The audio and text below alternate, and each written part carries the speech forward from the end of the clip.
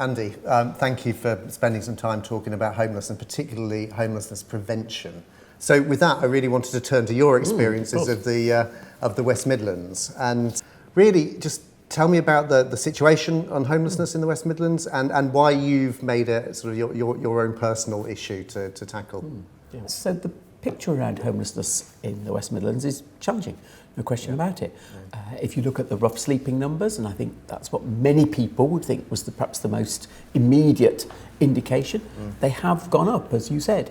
And what that tells us is that if you look at the causes of people becoming homeless, actually default on a private rental has become the single biggest cause in the West Midlands. And I do think you have to look at the numbers and say, can we see why?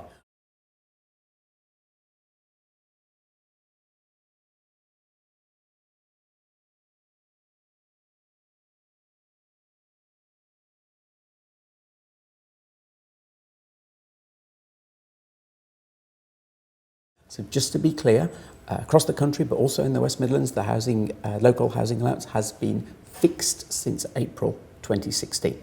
Over that period, private rental rates in all of the cities of the West Midlands have moved up, and actually faster than the rest of the country. And that pattern is repeated throughout the country.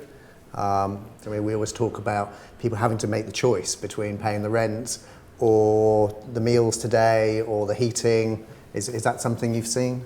Definitely.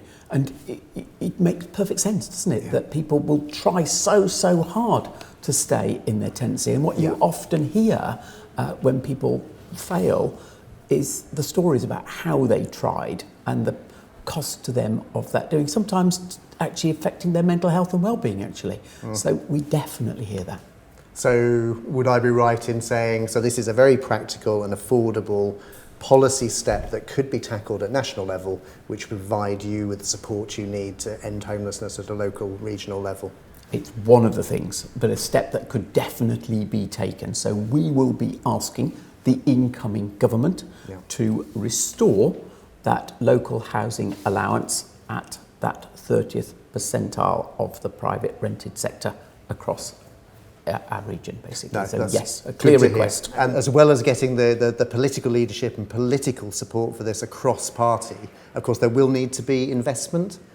How do you think we're going to make sure we get the investment we need into this? Well, as you say, politicians have got to stand up and be counted over this. I certainly want to do that, and I'm sure others will as well. But actually the moment of truth will be the spending review.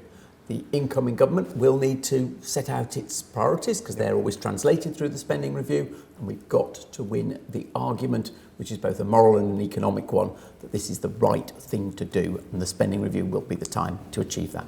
I think what we've been able to demonstrate just in this conversation is, this is a practical issue. It's not somehow politically impossible. It's something where there is a practical way of, to use your phrase, designing out homelessness, to use our phrase, preventing homelessness, and that there is a way forward in terms of persuading and demonstrating the case for political leaders as well. And with that, then we can all be optimistic, I think. That is correct, but it does, to reiterate what you've said, it is going to require leadership, bravery, and an absolute no compromise attitude that we are going to do this. Absolutely. The only way you then do it is through the practical steps that we've talked about. And I hope that the incoming government will show that bravery and leadership, because it can. Absolutely right, and really looking forward to working with you and other political parties to make that happen. Thank you. Thank you very much, John. Thanks very much.